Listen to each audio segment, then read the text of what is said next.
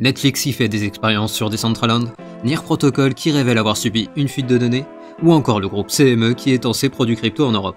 Bienvenue dans ce Daily Crypto où je vais vous résumer ces dernières actualités du monde crypto. Et comme d'habitude, si vous appréciez ce format, pensez au like pour le référencement de la vidéo et à l'abonnement ainsi que l'activation de la cloche pour être au courant des dernières actualités du monde crypto et blockchain. Et si vous voulez participer au développement de la chaîne, vous pouvez me soutenir sur Tipeee, sur Paypal et également sur mes différentes adresses crypto que vous trouvez en description. Et finalement, je vous invite à venir me suivre sur Twitter et vous pouvez également retrouver mon contenu en podcast sur Spotify et Audius et en version ultra condensée sur mon TikTok et mon Instagram que vous retrouvez dans la description.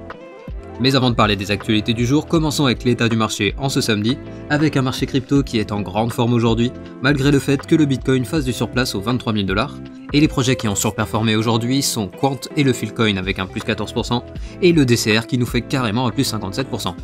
Et donc la crypto du jour sera le DCR, et je vous donne rendez-vous en fin de vidéo si vous ne connaissez pas encore ce projet. Mais passons sans plus attendre aux actualités de ce samedi 6 août 2022. On débute les actualités du samedi avec Netflix qui se lance dans le métaverse de Decentraland. Et ce partenariat met en relation la division d'Amérique latine de Netflix et la société The Electric Factory qui souhaite explorer la possibilité d'interaction avec le public qu'offre le métaverse.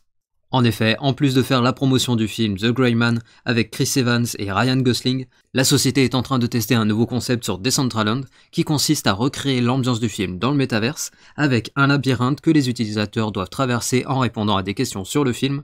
Et une fois arrivé à la fin du labyrinthe, le joueur peut enregistrer son temps et il a également accès à des vêtements au format NFT gratuit qu'il peut ajouter à son portefeuille. A savoir qu'à l'heure actuelle, ce serait environ 2000 personnes qui auraient tenté l'expérience, et donc on voit ici que les chiffres ne sont pas énormes comparés au public que touche normalement ce type de grosse production, mais au travers de ce premier essai, Netflix commence à tâter le terrain pour la promotion de films dans les métaverses. Mais revenons au secteur crypto avec Nier Protocol qui révèle une potentielle fuite de données. Et ces révélations arrivent un peu tard car c'est en juin dernier que le projet a subi un bug qui aurait potentiellement entraîné des fuites des données des utilisateurs, mais ils annoncent également que le nécessaire a été fait et que le bug a été résolu. Mais après les attaques des wallets sur Solana, la société derrière le projet a décidé d'avertir ses clients, car les données qui auraient pu fuiter sont tout simplement les clés privées des utilisateurs comme lors de l'attaque sur le réseau Solana. Et donc malgré le fait que la faille ait été résolue sans problème, l'équipe préfère jouer la transparence et appelle quand même ses utilisateurs à supprimer les méthodes de récupération de comptes par email et SMS, et elle conseille vivement l'utilisation de clés Ledger. Et pendant ce temps, on a le groupe CME qui continue d'émettre des produits en lien avec les cryptos. Tout d'abord, pour rappel, le CME, ou le Chicago Mercantile Exchange, est un des deux principaux marchés à terme aux USA.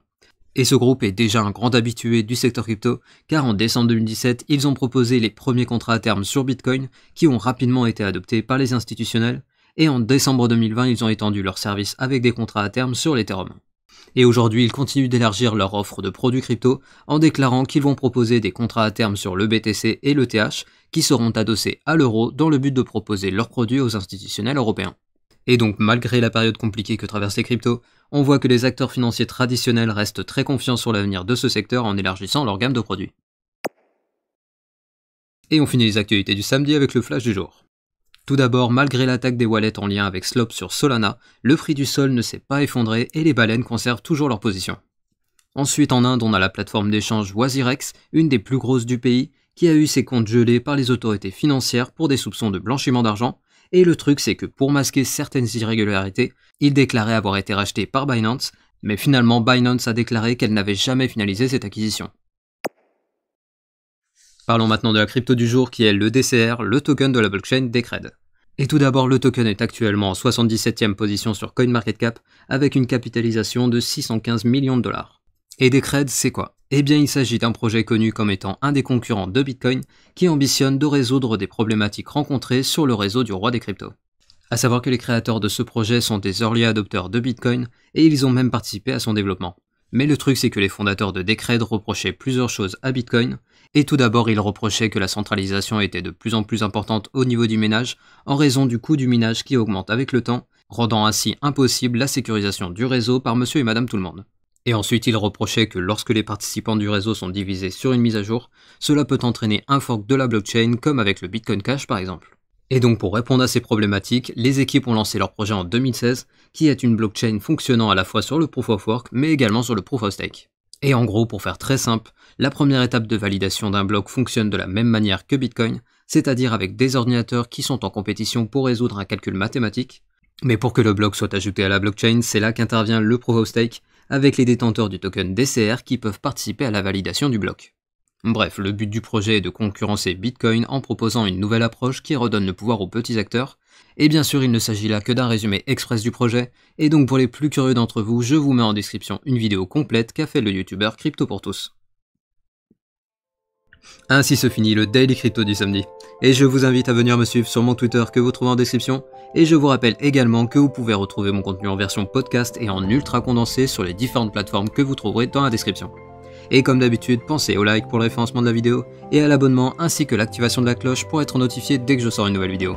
Et je vous dis à demain pour la nouvelle version du Récap Crypto et à lundi pour le Daily Crypto.